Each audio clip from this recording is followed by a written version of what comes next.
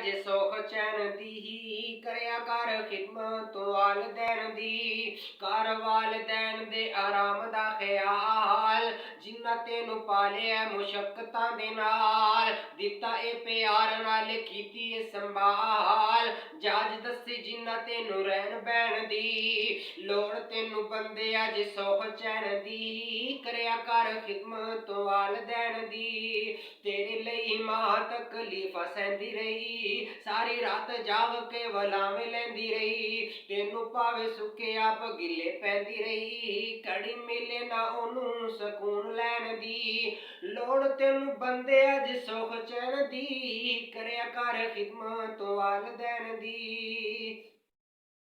ਮਾਪੇ ਨਾਰਾਜ਼ ਤੇ ਮਨਾ ਲੈ ਦੋਸਤਾ, ਜੱਫੀਆਂ ਪਿਆਰ ਦੀਆਂ ਪਾ ਲੈ ਦੋਸਤਾ,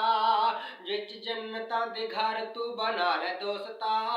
ਥਾਈ ਉਹ ਦੋਸਤਾ ਹਮੇਸ਼ਾ ਰਹਿਣ ਦੀ ਲੋੜ ਤੈਨੂੰ ਬੰਦਿਆ ਜੇ ਸੁਖ ਚੈਨ ਦੀ, ਕਰਿਆ ਕਰ ਖਿਦਮਤ ਵਾਲਦੈਨ ਦੀ। ਵਾਲਦੈਨ ਨਾਲ ਜਿਹੜੇ ਰੁੱਸ ਰਹਿਣਗੇ, ਸੁਖ ਚੈਨ ਉਹਨਾਂ ਕੋਲੋਂ ਖੁਸ਼ ਰਹਿਣਗੇ, ਵਿੱਚ ਉਹ ਜਹੰਨਮ ਦੇ ਚੁੱਸੇ ਰਹਿਣਗੇ,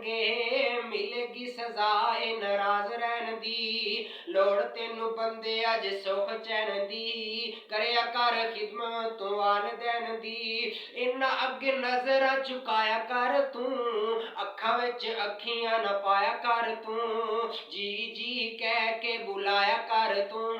ਆਦਤ ਬਣਾ ਲੈ ਅਦਬ ਨਾਲ ਰਹਿਣ ਦੀ ਲੋੜ ਤੈਨੂੰ ਬੰਦਿਆ ਜੇ ਸੁਖ ਚੈਨ ਦੀ, ਕਰਿਆ ਕਰ ਖਿਦਮਤ